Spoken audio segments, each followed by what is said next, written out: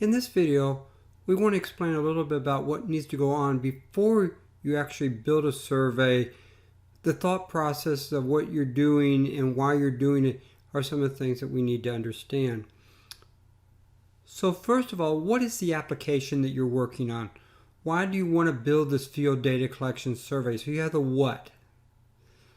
The why is what kind of data are you going to be collecting?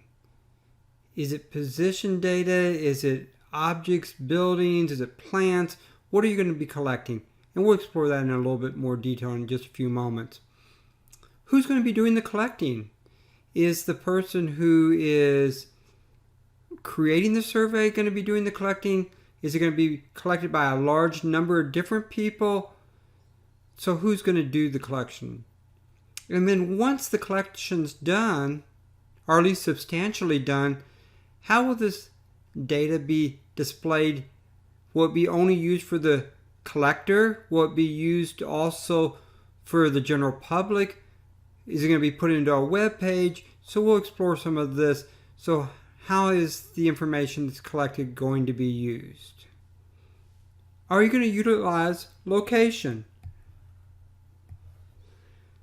Well, since we're using a geospatial application, usually location is one of the things that we will be using. So it'll be using the GPS built into a smart device. We call it a GPS, but really we should call it a GNSS, but we're going to look at more than just the U.S. constellation of satellites. How accurate will the position need to be collected? So what we're talking about here is twofold. One is the sheer accuracy of the collection location. The other is where is the collector going to be standing compared to the structure that is being collected. So if I'm collecting a historical marker, for example, I might be standing right next to it. And so I'm going to have very good accuracy within the accuracy range of my collecting device, my smart device. But if I'm collecting a building, I've got to get a fair distance away from that building so that I get a good position reading. Otherwise, the building will interfere with my signals coming from my satellites, the GPS satellites.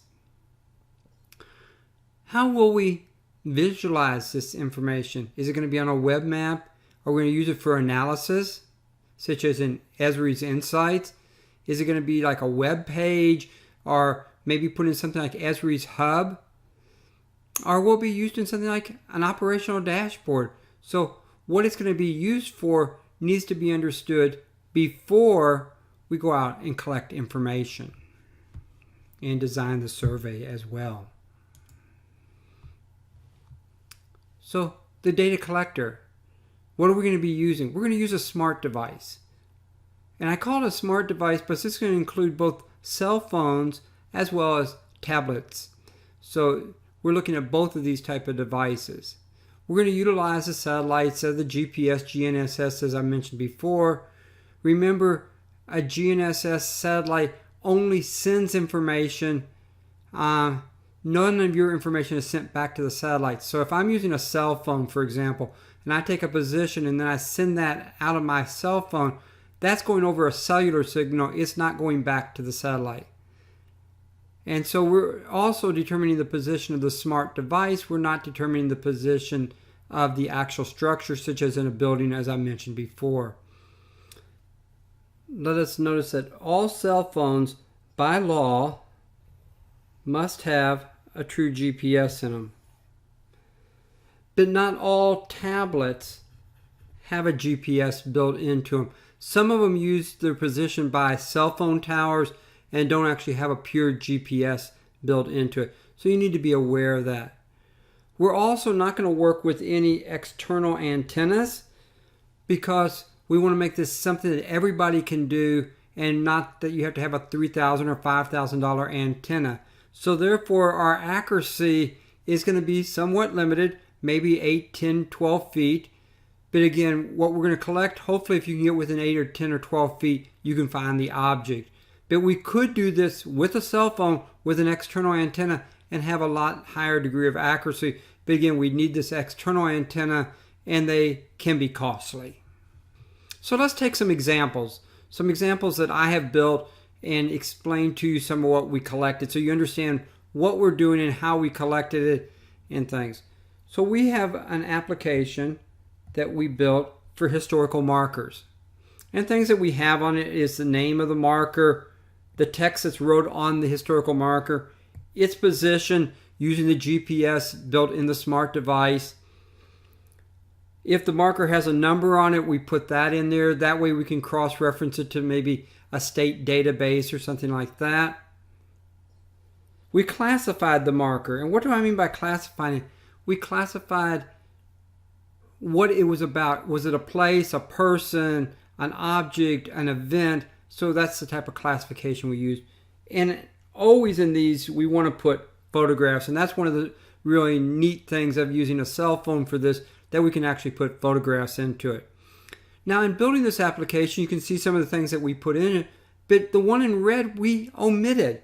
We did not put a state designation for each marker.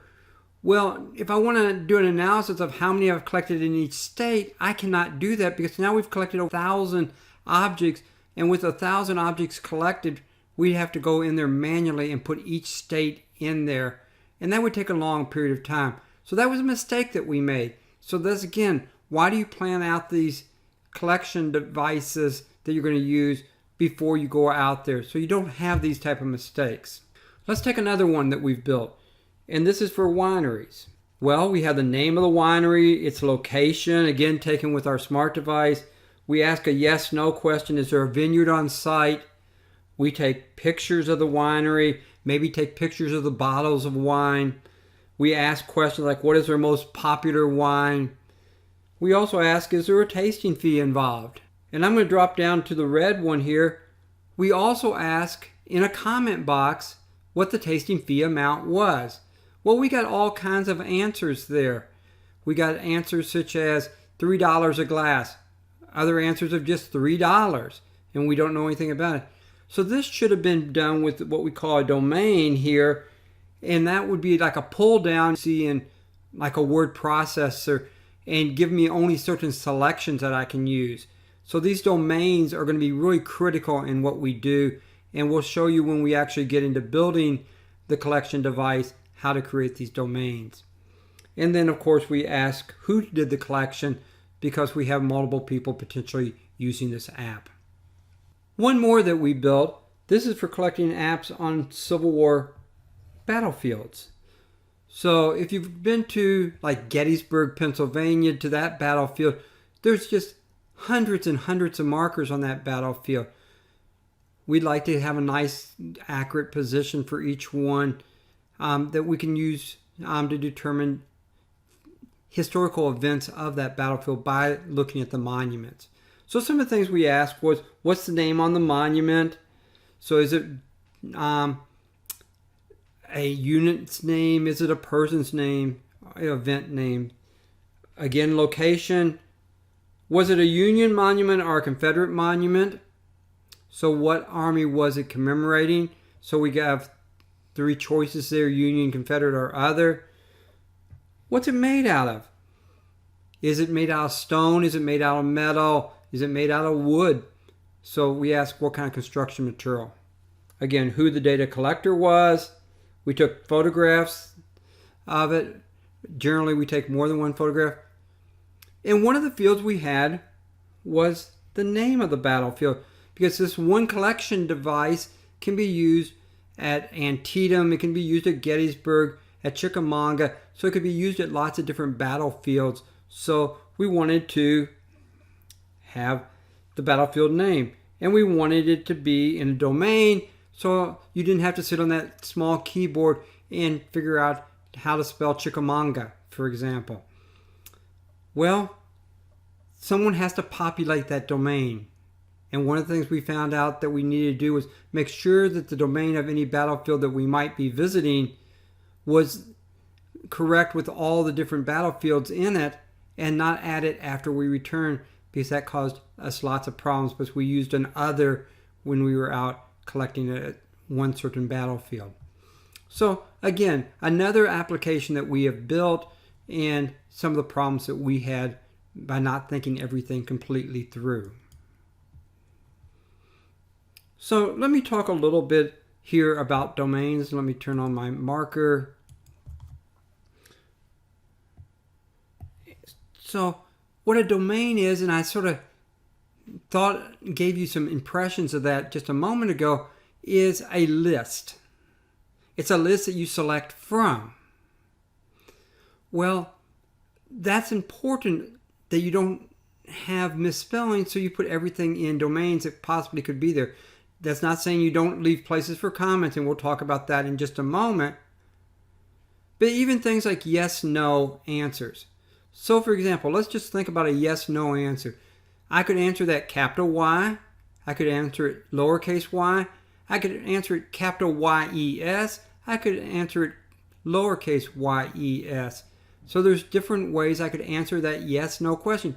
You'd think yes, no, well, you don't really need a domain for that. But even questions of that simplicity, you should put in domain. So anything that you can put that's going to be repetitive, we should put into a domain. We always want to have a comment box, because when we're out in the field, there may be something that comes up that we hadn't thought about when we built the survey, and we'd like to have people be able to make comments back to us about what they see when they're in the field. Who collected the information is critical, and contact information. Usually, we look at something like an email address. It'd be great that this information was also in a domain, but unfortunately, sometimes people are using our collection devices that we don't know is going to use them, doing great field data collection for us, but they're not possible to be put into a domain. When was it collected? At least the date, but you could also use time, and you can use the internal date and timestamp within the smart device.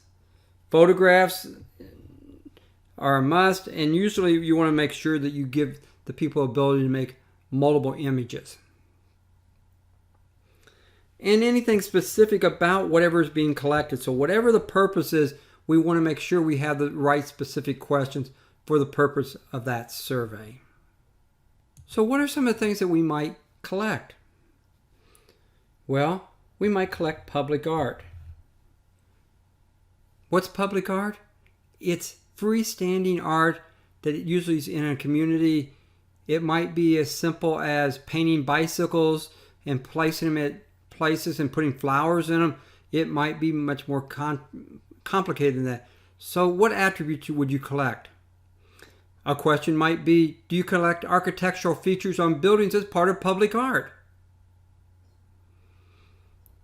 Do you collect architecture in its own right as part of public art? What about walking trail? Well, the actual pathway is not really what you're going to collect, but instead you might collect strategic points along the trail so somebody could look at this before they're actually going walking, or have it on their phone while they're walking and make sure they don't miss any of the important things along the way. Maybe you're going to collect cemeteries. And what's the purpose? Maybe you're going to use it for genealogical research. Well, your first impression might be that you're going to collect every individual grave. Without an external antenna, that's pretty much not possible because of the resolution that you have with your smart device. But you might collect things such as the earliest date of burials, or maybe all the burial dates, but that might be too much. Maybe family surnames. So you just make a list of all the family last names that's there so that somebody could use it as a research tool when they're looking for a specific family name. And you might also take pictures of all the grave sites, gravestones, and not just a single individual one. So let me continue with this discussion, what you might collect. A fun one might be collecting breweries. And so things you might ask is there on-site brewing? The types of beer. Is it ales or lagers, or what kind of beers they have? That would probably be a good domain. Do they serve food? Do they do sampling? If they do sampling, maybe how much it costs to do the samples. Or maybe it's a distillery. And again, do they do samples? Or their fees? What is the size of the distillery? Is it a massive distillery? or is it a micro distillery? Another thought might be the location of parks and some of their features that are there and photographs of the parks. So again, there's lots of things that you can collect, and we're not really looking at the scientific things at this point, but there's a lot of scientific things that could be collected as well as infrastructure items. One more item that I just mentioned was public infrastructure. So this might be actually for the Public Works Department, signs, street signs. Where are all the railroad crossing signs? And again, you might use pull downs. So you have regular street signs, like what street you live on, as well as stop signs, yield signs, all those type of signs you might collect. You might collect street lights in the size of light bulb and the luminosity of the light bulb. Our fire hydrants and have the same things. This could be one survey, it could be multiple surveys. But again, having the domains built in there so you know what you're collecting is critically important for you. So some things about signal that you need to be aware of. We've got two sets of signals that we have to be aware of. We've got the GNSS, or the satellite signal, coming to my smart device. We also have the cellular signal leaving my smart device to take this back to my storage array. So things that affect my GPS signal might be things such as vegetation, clouds, humidity in the air, and you must be outside, or at least you should be outside. Your accuracy is going to really diminish if you're inside.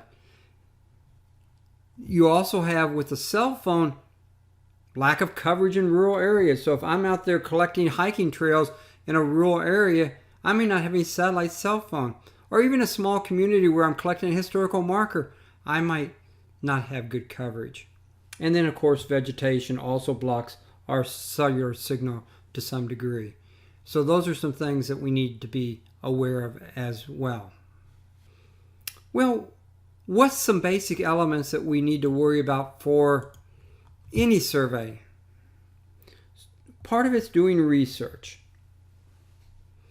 What's going to be collected? Name of what's going to be collected.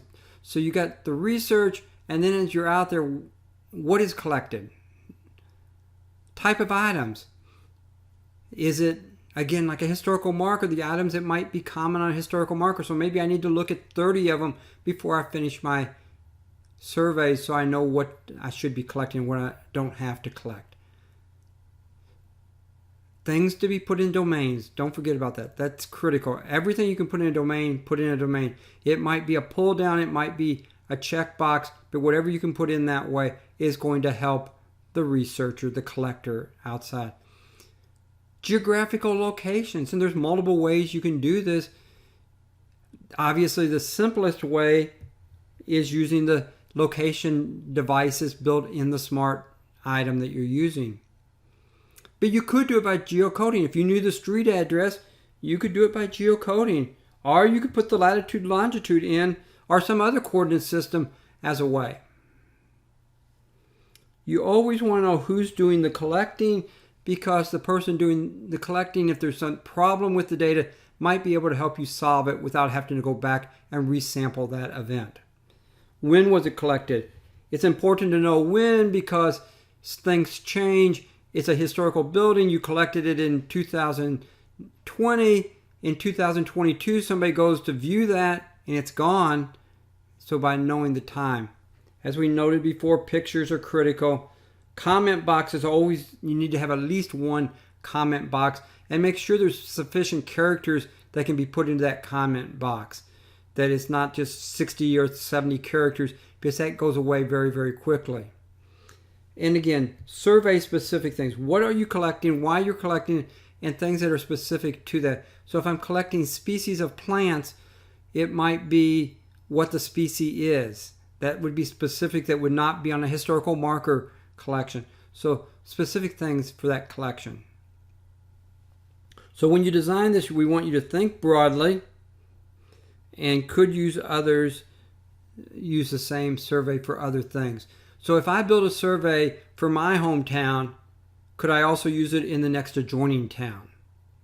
So make sure you think broadly and not think very narrowly in what you're doing.